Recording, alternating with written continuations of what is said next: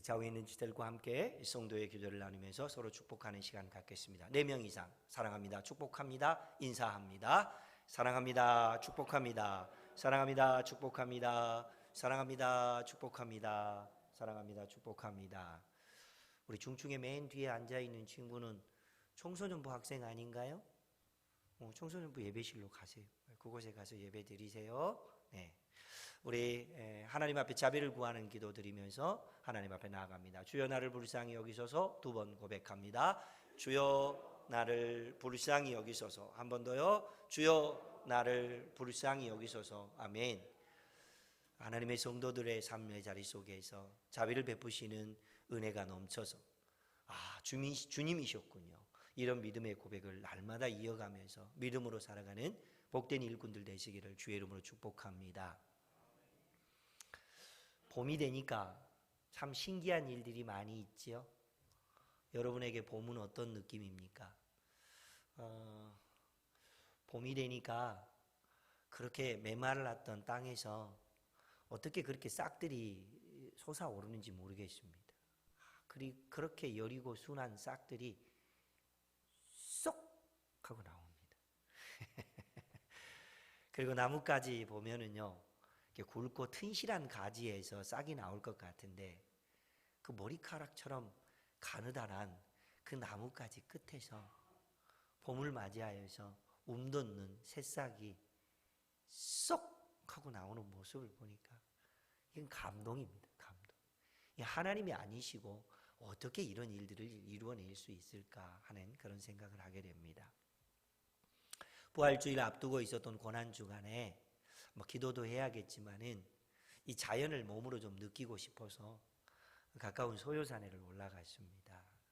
꼭대기까지 가려고 하니까 숨이 너무 깔딱거려서 중간쯤 올라가다가 그냥 내려오면서 계곡에 흐르는 물소리도 듣고 또 흐드러지게 피어있는 진달래와 또 벚꽃도 보면서 마음속에 흡족한 마음을 안고 내려와서는 마지막에는 약수터에 가서 물도 한 바가지 확 떠서 그냥 벌컥벌컥 마시고 내려오는데 중간쯤 내려오는데 제 나이 또래 되는 한 남성과 여성이 부부인직한데 둘이 올라오면서 뭔 얘기를 그렇게 속닥속닥 소곤소곤 하면서 뭔 얘기를 이렇게 하고 오는 거예요. 그래서 내려가면서 도대체 저 부부는 무슨 얘기를 저렇게 하고 올까? 이게 궁금했습니다. 그래서 일부러 좀 느리게 걸어가면서 저 부부가 뭔 얘기를 하는지 들어보기 위해서 옆으로 이렇게 갔더니 글쎄 남편이 하는 이야기인즉슨 산행을 하기 위해서 우리가 왔고 목표를 정해 놓았으니까 빨리 서둘러서 가자. 이게 이제 남편의 생각입니다. 걸음을 재촉하는 남편의 말을 듣고 있었던 아내 입장에서 무슨 소리입니까? 소요산에 올라온 것보다 더 중요한 것은 소요산에 와서 뭘 보고 갔느냐가 더 중요하잖아요. 하면서 흐드러지게 피어있는 벚꽃을 보면서 그리고 진달래를 보면서 계곡에 흐르는 물소리를 들어보면서 당신도 좀 들어보라고 그런 말들을 하면서 부부가 올라오고 있었습니다. 누구 말이 맞는 것 같아요? 알아서 결정하시기 바랍니다. 그런데 아무튼 우리가 인생을 살다 보면 어느 때에는 목표를 향하여 달려갈 때도 있어야 되지만 어느 때에는 주어진 시간과 환경을 누리고 즐거워하는 것도 필요합니다. 여러분 누가복음은 읽는 각도에 따라서 또 다양한 것으로 이렇게 느낄 수 있는 이야기거리들이 참 많이 있습니다. 그래서 어떤 신학자들은 누가복음은 가난한 자들과 병든 자들과 사회적 약자인 여성들을 위해서 쓴 복음서다. 그렇게 말씀하시는 분도 있지요. 그런데 또 다른 신학자들은 누가복음은 다른 복음서와 달리 여행과 관련된 이야기가 참 많이 기록되어 있다. 그래서 성경의 모든 부분들이 특별히 누가복음의 모든 내용들이 여행을 주제로 한 그런 말씀들로 사건과 내용이 전개되어 있다. 그렇게 말한 신학자도 있습니다.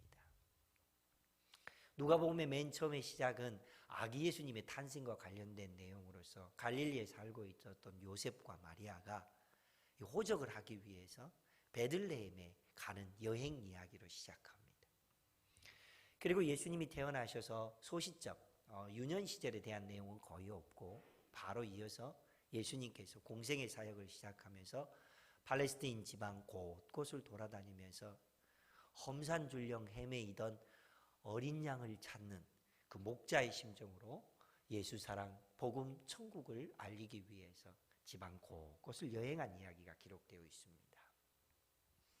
그리고 12제자와 70인의 제자를 파송해서 하나님 나라를 전하고 병든 자들을 고치면서 또 이 제자들을 파송해서 하나님 나라가 확장되어지는 그런 여행 이야기가 또 본문에 기록되어 있습니다. 그리고 마지막 여행은 예수님께서 예루살렘에 올라가셔서 물론 환호하는 사람들이 있었지만은 죽기 위해서 가는 걸음이었기 때문에 절대로 가벼운 걸음은 아니었을 텐데 그 걸음을 걸어 올라가셨던 예루살렘 여행기와 관련된 내용이 기록되어 있고 십자가에 못 박히셨던 주님께서는 이제 먼 천국으로 여행을 떠나는 장면으로 누가복음이 끝나게 됩니다. 그런데 이 천국으로 가는 이 여행이 있기 바로 직전에 또 한편의 여행 이야기가 기록되어 있는데 그게 오늘 누가복음 24장 13절 이하 35절까지 내용이 기록되어 있는 엠마오 마을로 가던 두 제자가 그곳으로 여행하는 이야기가 본문에 기록되어 있기도 합니다. 여행이 어느 때에는 막 신나고 기쁘고 기대감 넘치는 가슴 뛰는 여행도 있지만은 어느 때에는 참 답답하고 힘든 여행길도 있을 것입니다. 그런데 오늘 이 두 제자가 예루살렘에서부터 엠마오 마을까지 가는 이 여행은 절대로 신나고 흥분되고 기분 좋은 그런 가슴 뛰는 여행길은 아니었습니다. 그 여행길을 가고 있었던 이 두 제자와 관련된 말씀을 통하여서 오늘은 특별한 경험이라고 하는 주제로 제목으로 함께 은혜를 나누려고 합니다. 먼저 지난주 부활절이 있고 난 다음에 예수님께서 부활하시고 나서 승천하시기까지의 기간이 40일 정도 이 땅에 머물러 있는 기간이 있었습니다. 그 40일간의 예수님의 행적과 관련해서 앞으로 성령 강림 주일까지는 그때 어떤 일이 있었고 누구를 만나셨고 어떤 놀라운 은혜들이 있었는지 그와 관련된 내용으로 함께 하나님 말씀을 나누겠습니다. 결론부터 말씀드리면 예수님은 부활하시고 난 다음에 바로 하늘로 승천하셔도 아무런 문제가 없습니다. 그런데 예수님께서 40일 동안 여전히 제자들과 함께 머물러 있으셔야만 했던 이유가 있습니다. 그 이유는 뭘까요? 지난주 설교 제목을 기억하십니까? 내 관심, 주님 관심. 주님 관심, 내 관심. 예수님을 믿는 믿음의 사람들, 사랑하는 제자들이 자기의 관심에만 머물러 있지 말고 주님의 관심을 따라서 살기를 원하셨던 것, 그게 40일 동안 예수님께서 이 땅에 머물러 계셨던 이유입니다. 머물러 계시면서 무슨 일을 하셨습니까? 예수님께서는 11사도와 그리고 70인의 사도들, 제자들과 그리고 예수님을 따랐던 여성들, 여인 제자들을 일일이 찾아가셔서 만나주셨습니다. 예수님이 오늘 찾아오신다면 어떤 느낌? 가슴이 두근 반 서근 반 합치면 6근. 가슴이 설렐 거 아니에요. 우리 주님께서 오늘도 우리를 찾아와 주실 줄로 믿습니다. 찾아오셨던 주님께서는 사랑하는 제자들을 찾아가셔서 만나주시면서 하나님 나라의 이야기, 천국에 대한 이야기를 계속해서 알려주십니다. 그게 예수님의 관심이시니까요. 살아생전에 예수님께서는 늘 말씀을 전하실 때마다 천국 비유, 하나님 나라의 이야기를 말씀하셨지 않습니까? 그러니까 부활하시고 난 다음에도 여전히 하나님 나라, 천국에 대한 이야기를 계속해서 사랑하는 제자들을 만나실 때마다 말씀하셨습니다. 그래서 오늘 본문에 있는 말씀 누가복음 24장에 있는 내용 중에서 우리가 봉독한 말씀이 있습니다마는 13절부터 35절까지의 긴 내용이 모두 다 예수님이 사랑하는 두 제자가 여행 중에 있을 때 찾아가 주셨고 만나 주셨고 그들에게 주님의 관심, 천국에 대한 이야기를 말씀해 주셨던 이런 내용이 오늘 본문에 기록되어 있는 말씀입니다. 제자들 입장에서 예수님이 찾아와 주셨다. 얼마나 가슴 설레는 일입니까? 그것 자체로 특별한 경험입니다. 그러나 이 오늘 본문에 있는 말씀에 등장하는 사람들, 이 두 사람이 예루살렘에서 엠마오라고 하는 마을까지 가는 과정인데요. 그 거리가 25리라고 성경은 기록되어 있습니다. 25리면 우리가 쉽게 생각할 때 12km 정도 되는 거리입니다. 우리 교회 예배당에서 한탄강 유원지까지의 거리가 10km입니다. 우리 교회 제가 동두천에 왔는데 마을 이름들이 참 재밌어요. 안흥리, 우단흥리, 턱거리 이름들이 참 재밌습니다. 그래서 턱거리 그래서 도대체 턱거리가 어딘가 하고 가본 적이 있었는데 거기까지 거리도 10km 정도밖에 안 됩니다. 그러니까 걸어서 12km 정도 먼 길을 걸어가고 있을 때 예수님께서 이 두 제자를 만나 주셨답니다. 그때 그곳에 있었던 한 제자의 이름이 소개되어 있죠. 글로바라고 하는 제자입니다. 그럼 또 한 제자가 너무 궁금하잖아. 도대체 누구였을까? 여러분 안 궁금하세요? 그 한 제자가 너무 궁금합니다. 누구인지. 그래서 신학자들이 써놓은 여러 기록물들을 살펴보니까 초대교회 여러 문헌들에 의하면 그 나머지 한 제자의 이름은 시몬이랍니다. 그 시몬은 베드로의 다른 이름인 시몬, 그 사람이 아니고 또 예수님의 12제자 중에 시몬이라고 하는 사람이 있는데 그도 아니고 예수님께서 70인을 파송할 때 그 중에 있었던 한 사람 시몬이었다. 그렇게 알고 있습니다. 이 두 사람이 부활하신 예수님 여행을 하고 있을 때 부활하신 예수님이 찾아가 만나주신 날은 바로 부활하신 당일날이었습니다. 오후 늦지막한 시간이었겠죠.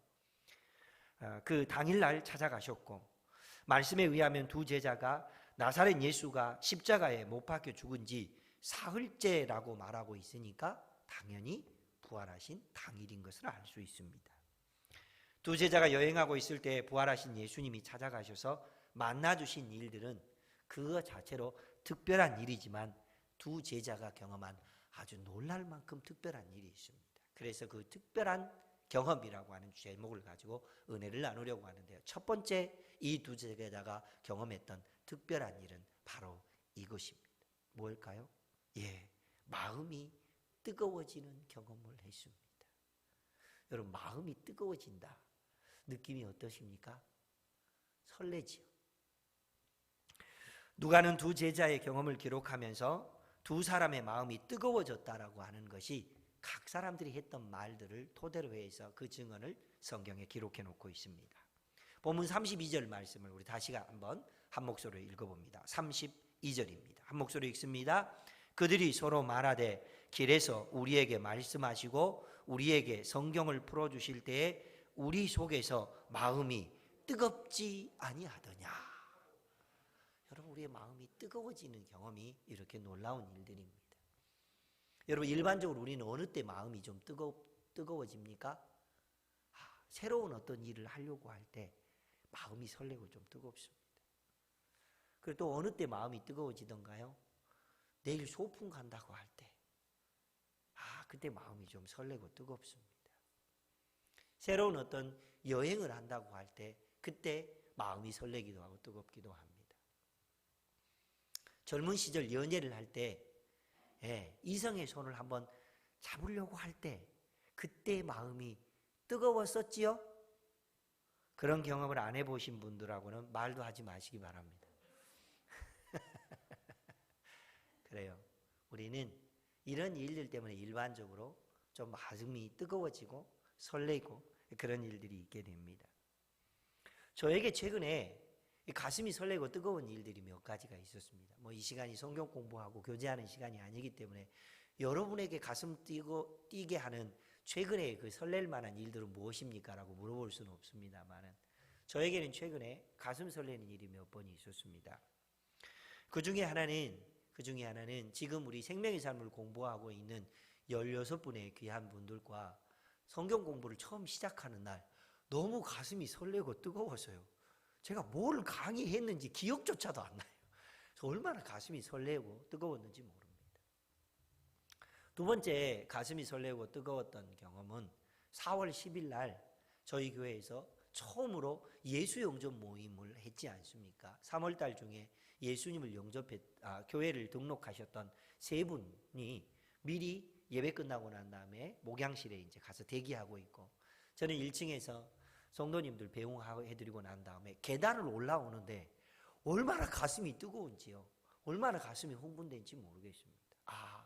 한 생명이 구원을 얻고 하나님의 자녀가 되고 예수님을 나의 삶의 구주와 주님으로 고백하는, 이거는 정말로 놀라운 일이구나 하는 것을 그 짧은 시간 계단을 올라오면서 가슴이 뜨거워지는 경험을 했습니다.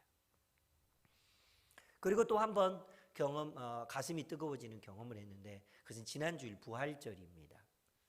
주일이면 늘 제가 일어나는 시간에 맞춰서 이 휴대폰에 알람이 늘 설정되어 있지요. 그런데 주일날 아침에 알람이 울리는데 그 알람 소리를 듣고 있으니까 얼마나 가슴이 설레는지 모릅니다. 왜 설렜을까요? 그날은 온 가족이 함께 모여서 예배하는 날이고, 그동안 코로나로 인하여서 주일 예배를 영상으로밖에 드리지 못했다가 이제 함께 예배를 드릴 수 있는 사람들이 찾아온다고 하니까, 그리고 우리 교회 설립했을 때부터 교회를 위해서 기도하고 또 이 터전에서 어린 시절을 보냈던 분들 몇 가정들이 교회를 오신다고 하니까, 그분들 얼굴을 볼 생각을 하니까 가슴이 너무 뜨거워지고 설렜습니다. 근데 제가 가슴이 설레고 뜨거워졌다고 그러니까 왜 떨떠름하십니까? 여러분에게도 그런 가슴 뛸 만한 일들이 많이 있게 되기를 주의 이름으로 축복합니다. 그런데 과연 우리가 오늘 본문 말씀에 의하면 이 두 제자가 언제 가슴이 뜨거워졌다고 기록하고 있습니까? 예수님께서 숨겨져 있는 말씀들을 풀어주고 가르쳐 주실 때에 말씀이 뜨거워졌다, 그렇게 기록하고 있습니다. 여러분, 언제 한번 하나님 말씀을 들을 때 언제 한번 그 뜨거웠던 경험이 언제쯤 남아 있습니까? 하나님 말씀을 읽고 묵상할 때 가슴이 뜨거웠던 그 경험이 언제쯤입니까? 설교자들을 통하여서 하나님 말씀을 선포할 때 그 말씀이 귀로도 들리지만 마음과 신비에 새겨지면서 가슴 뛰게 했던 그런 경험은 또 언제입니까?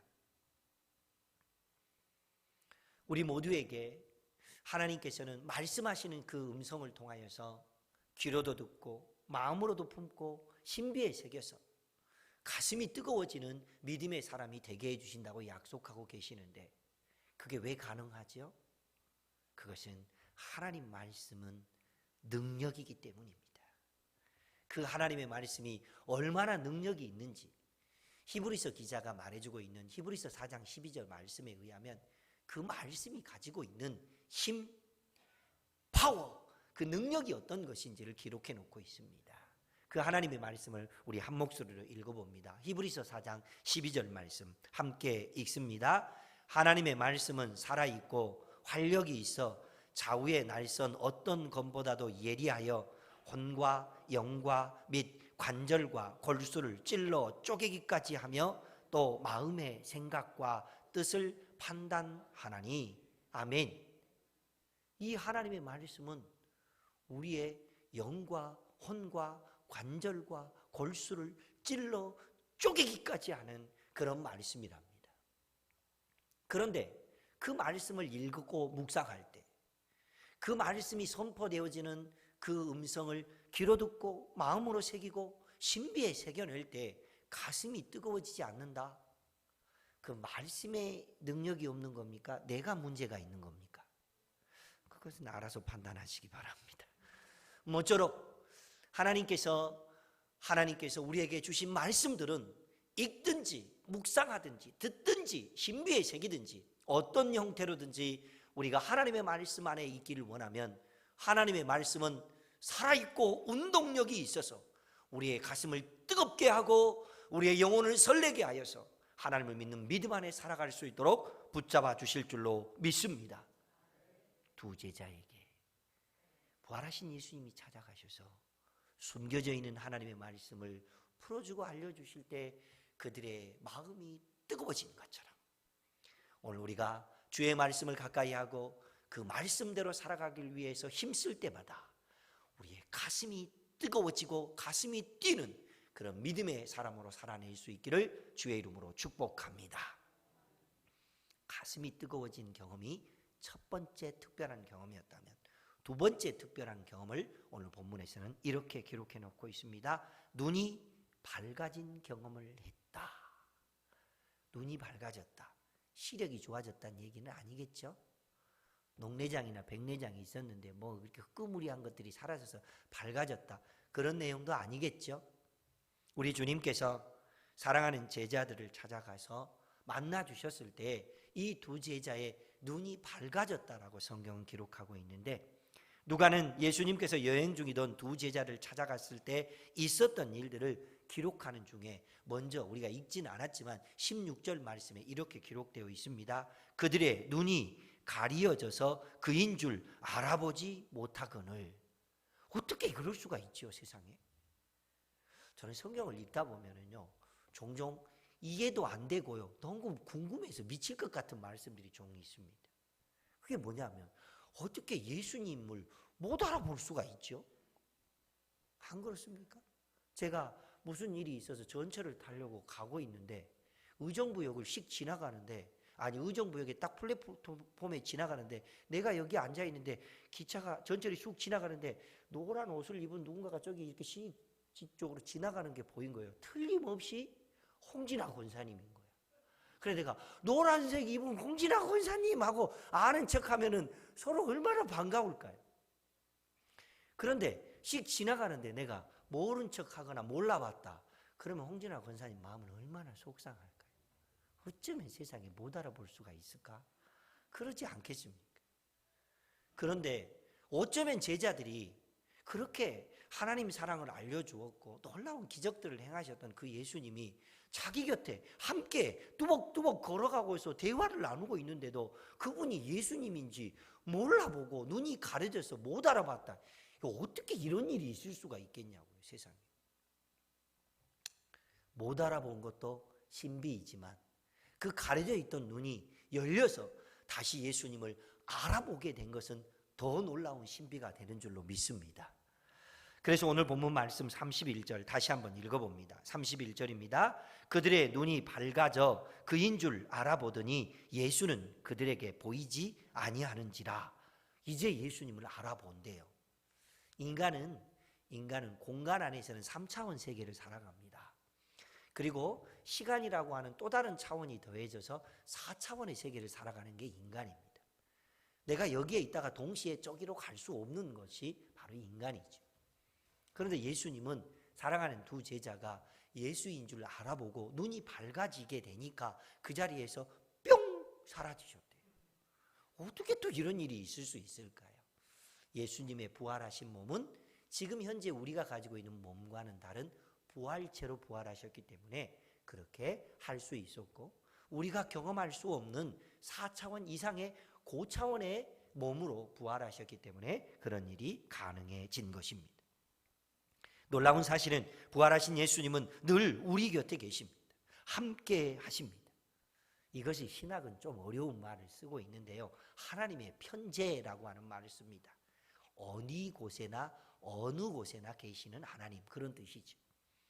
그런데 예수님께서 이 땅에 태어나시기 700년 전에 이사야 선지자의 말과 예수님께서 이 땅에 태어나시게 될 때 천사로부터 전해진 수태고지에 의하면 예수님의 이름, 예수님의 새로운 속성에 대한 이름이 소개되어지고 있습니다. 어디에나 계시면서 함께 하시는 하나님이란 뜻을 가지고 있는 이름이 뭐게요? 예, 최명령 장로님에게 100달란트 드리겠습니다. 예, 임마누엘입니다. 언제나 우리와 함께 하시는 예수님. 그 부활하신 예수님께서는 마음속에 근심을 안고 이제 인생을 어떻게 살아가야 될까? 삶의 목표도 없고 길을 걸어가는데 새싹이 났는지 꽃이 피었는지 혹은 계곡에 물이 흐르는지 아무 관심도 없이 터덜터덜 걸어가고 있었던 이 두 제자에게 찾아가셨던 예수님께서 나는 너희와 늘 함께하는 임마누엘이시다, 그렇게 말씀하시고 그들의 눈을 밝혀주시는 놀라운 사건이 일어났습니다. 그런데 어느 때는 알아보고 어느 때는 알아보지 못하는 일이 생기는데 이 영적인 경험은 신비라고밖에 표현할 수밖에 없는 그런 표현입니다. 언제 그런데 이 두 제자가 예수님인지를 알아보았죠? 예수님께서 함께 음식을 먹기 위해서 그 음식을 위해서 축복 기도를 할 때 그 두 제자의 눈이 밝아졌습니다. 음식을 위해서 축복 기도를 했던 그 예수님의 기도를 통하여서 음식을 먹었던 것이 제자들에게 여러 번 있었겠지만 성경에 특별히 구체적으로 기록된 것은 오병이어 기적이 일어날 때 예수님께서 떡을 들어 하늘으로 축사하셨다 말씀이 기록되어 있습니다. 유월절 만찬을 먹을 때에도 예수님께서 떡을 들어 축사하셨다는 말씀이 기록되어 있습니다. 그러니까 예수님께서 떡을 들어 축사하시는 축복 기도를 하시는 그 순간 제자들의 눈이 확 하고 밝아졌대요. 사랑하는 성도 여러분, 이게 단순히 저녁 음식 한 끼 먹었기 때문에 되어지는 그런 일을 소개하기 위해서 써놓은 말씀일까요? 아니라는 겁니다. 여기서 기록되어 있는 음식을 먹는 것은 다름 아닌 친밀한 교제가 있었을 때입니다. 사람이 아주 친밀한 친구가 되고 좋은 교제를 할 수 있는 사람이 되려면 몇 가지 일을 경험해 보면 안다고 합니다. 둘이서 함께 목욕을 갔다 오고 나면 굉장히 친밀해진다고 합니다. 그도 그럴 것이 벌거벗은 모습으로 다 드러냈는데 뭘 숨기겠습니까? 그러니 친밀해질 수밖에 없겠지요. 두 번째로는 대판 한번 싸우고 난 다음에 화해를 하고 나면 친밀해진답니다. 저 인간 어떤 인간인지 알았거든요. 그러니 친밀해질 수밖에 없지요. 세 번째로는 여행을 함께 가고 그곳에서 맛있는 음식을 함께 먹고 나면 친밀해진다고 합니다. 예수님께서 여행 중에 있었던 이 두 제자를 찾아가셔서 축복기도 해주시고 난 다음에 함께 식사를 하려고 할 때 눈이 열려졌다. 그것은 다름 아닌 여행 중에 음식을 먹는 사건인데 그것은 바로 친밀해진 관계입니다. 코로나로 인해서 교회에서 마음껏 음식도 못 먹었고 또 친구나 사랑하는 지인들을 만나서 마음껏 교제하고 식사도 해본 적이 참 오래된 일들입니다만은 이제 코로나가 위드 코로나 된 이런 시점이 되었는데 모쪼록 구역 식구들이나 또는 가까이 지내는 친구들 자주 만나셔서 음식도 먹고 또 교제도 나누면서 하나님이 기뻐하는 친밀함을 이루어갈 수 있는 저와 여러분이 되시기를 축복합니다. 그런데 예수님께서는 이 친밀한 교제를 너무 소중히 여겼기 때문에 이 친밀한 교제 때문에 눈이 밝아지는 이 제자들의 영적 경험이 있게 되어집니다. 예수님은 생전에서도 늘 음식 먹는 것을 좋아하셨습니다. 키가 작은 삭개오의 집에 가셔서도 음식을 먹었죠. 세리와 죄인들과 함께 있으면서도 음식을 먹었습니다. 음식을 먹는 것을 기뻐하셨던 예수님은 음식을 탐하기 위해서 먹는 게 아니고 사랑하는 교제, 코밑이 열려야 마음이 열립니다. 코밑은 어디입니까? 입이 열려야 돼요. 그래서 그 친밀한 교제를 이루는 것을 소중히 여겼던 것을 알 수 있습니다. 엠마오 마을로 가던 두 제자는 이렇게 마음이 뜨거워지고 눈이 열려진 경험을 하고 난 다음에 예루살렘으로 다시 가게 되죠.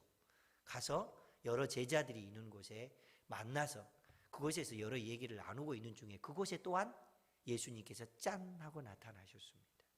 제일 먼저 평안이 있을지어다라고 하는 말씀을 하시고 난 다음에 무슨 말씀을 하셨습니까? 먹을 것이 좀 있니? 하고 물어보셨습니다. 그리고 구운 생선이 있다고 하니까 그것 가져오라 해서 야식을 드셨습니다.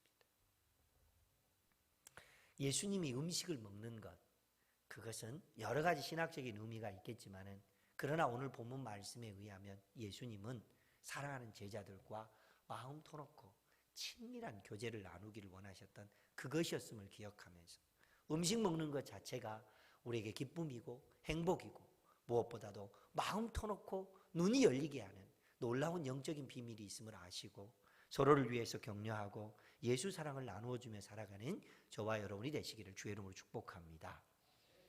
지난주 우리 아동부 아이들과 함께 예배를 드리면서 아동들이 여기 성가대 속에 앉아 있었는데 부활하신 예수님을 막달라 마리아가 만나고 보게 된 것은 막달라 마리아가 신령해서 그랬다지요? 그랬더니 한 친구가 네! 그랬습니다. 그 막달라 마리아가 신령해서 예수를 만난 게 아니고 예수님이 찾아가 주시고 만나 주셨기 때문에 막달라 마리아가 예수님을 만났던 것입니다. 마찬가지입니다. 오늘 이 두 제자가 가슴이 뜨거워진 경험을 하고 눈이 열리는 경험을 한 것은 그들이 신령해서 그렇게 된 게 아니고 부활하신 예수님께서 찾아가 주셨고 만나 주셨기 때문에 그런 놀라운 일들이 있게 된 것입니다. 그런데 처음부터 이 제자들이 만약에 부활하신 예수님을 알아보았다면 얼마나 놀라운 일이 있었을까요? 그런데 오늘 본문 말씀 25절에 보면은 이렇게 기록되어 있습니다. 미련하고 선지자들이 말한 모든 것을 마음에 더디 믿는 자들이여. 이 제자들은 예수님 앞에서 볼 때 미련한 자들이었고 더디 믿는 자들이었다. 그러니까 누가 보아도 신령함이라고 하는 것은 별로 없었던 사람들인 것을 알 수 있습니다. 그런데 이들이 신령한 영적인 경험을 하고 체험을 할 수 있었던 것은 다름이 아닌 밖으로부터 어떤 강력한 힘이 그들 속에 들어와서 그들을 이끌어 주었기 때문에 그 일이 가능했던 것이지. 보게 된 것도 가슴이 뜨거워진 것도 하나님께서 우리 예수님 부활하신 예수님을 통하여 그들을 끌어주시고 강력하게 당겨주셨기 때문에 경험되어지는 사건이 되는 줄로 믿습니다. 오늘 우리 주님이 우리에게 찾아오셔서 주님의 능력으로 우리를 끌어주시고 당겨주셔서 우리의 가슴이 뜨거워지고 우리가 알지 못했던 영적인 신비로운 것들을 다시 알게 되고 체험하게 되는 그런 믿음의 사람들로 살아가는 저와 여러분이 되시기를 주의 이름으로 축복합니다. 그때 성경 말씀이 알게 되고 깨달아지면 그때 설교를 통하여 선포되어진 하나님 말씀이 귀로도 들리고 마음으로도 새겨지고 신비에 새겨지는 그런 놀라운 믿음의 사람이 될 줄로 믿습니다. 그런데요, 이 두 제자가 여기에서 끝나지 않았습니다. 이 두 가지 경험이 그들에게 특별한 경험이지만은 이 본문 말씀에 의하면 그 다음으로 이어지는 더욱 특별한 경험이 이 두 제자에게 이어집니다. 이미 밤이 되었습니다. 어두워졌습니다. 예루살렘에서 엠마오까지는 12km나 됩니다. 그런데 그 순간 마음이 뜨거워진 것을 알게 되고 눈이 밝아져서 예수님인 것을 알게 되는 순간 그들이 어떻게 했습니까? 오늘 33절 말씀은 이렇게 기록되어 있습니다. 함께 읽습니다. 곧 그때로 일어나 예루살렘에 돌아가 보니 어떻게 했다는 얘기죠? 곧 그때 일어났다. 지체하지 않았다. 머뭇거리지 않았다. 아이고 밤이 됐는데 내일 갈까? 안 했다는 얘기죠. 12km나 왔는데 어떻게 다시 12km를 갈까? 그런 걱정 안 했다는 얘기죠. 이 두 제자는 상황과 환경이 전혀 문제가 되지 않았습니다. 여러분 가슴이 뜨거워지고요 눈이 밝아지면 흔히 하는 말대로 어떤 일이 생깁니까? 배이는 게 없으니 무서운 게 없습니다. 두려워하거나 염려할 이유가 하나도 없습니다. 이 두 제자는 늦은 밤 시간에 어두워졌는데 이제 12km나 되는 그 길을 다시 제자들이 있는 예루살렘으로 뛰어가서 제자들을 만납니다. 낮 동안에 있었던 예수님이 찾아와 주신 이야기, 가슴이 뜨거워졌던 이야기, 눈이 밝아진 이야기, 부활하신 예수님을 만난 이야기를 전합니다. 어떻게 했을 것 같습니까? 그때 분위기를 상상해 보시기 바랍니다. 이 두 제자가 굉장히 차분한 목소리로 대학 교수처럼 얘기했을까요? 그것도 여러분 스스로 상상하시기 바랍니다. 이 두 제자는 그 가슴 뛰었던 경험을, 눈이 밝아졌던 경험을, 하나님께서 자신들을 찾아와 주신 부활하신 예수님을 만난 경험을 숨겨놓고 있을 수 없어서 그 자리에 있었던 11 제자와 많은 사람들에게 예수님은 정말로 부활하셨습니다. 이렇게 증언하는 부활의 증인들이 되었습니다. 이런 놀라운 은혜와 감격이, 눈이 띄어지는 감격도, 가슴이 뜨거워지는 감격도 부활하신 예수님을 증거하고 증언하는 축복의 통로로 쓰임받는 믿음의 경험도 저와 여러분들 가운데 늘 함께 하시게 되기를 주의 이름으로 축복합니다. 주신 약속의 말씀을 기억하면서 함께 기도할 제목을 이렇게 정해보았습니다. 기도 제목 함께 읽습니다. 말씀을 들을 때 마음이 뜨거워지고 눈이 밝아지게 하시고 그 은혜를 전하는 증인이 되게 하옵소서. 누구에게 전하시렵니까? 하나님, 내 가슴이 뜨거워지고 내 눈이 밝아져서 내가 부활의 증인 되었던 이 두 제자처럼 부활의 증인으로 살기를 원할 때 낙심하고 있고 교회를 멀리하고 있고 예배를 떠나 있고 구원의 감격과 복음을 붙들지 못하고 있는 사람들이 제 주변에 있다면 내가 그에게 예수님의 부활을 증언하며 살아가는 하나님의 사람이 되기를 원합니다. 내 가슴을 뜨겁게 하여 주시고 내 눈을 열어주십시오. 이렇게 기도하면서 믿음으로 살아가는 귀한 시간 되었으면 좋겠습니다. 주의 이름을 한번 간절히 부르며 함께 기도합니다.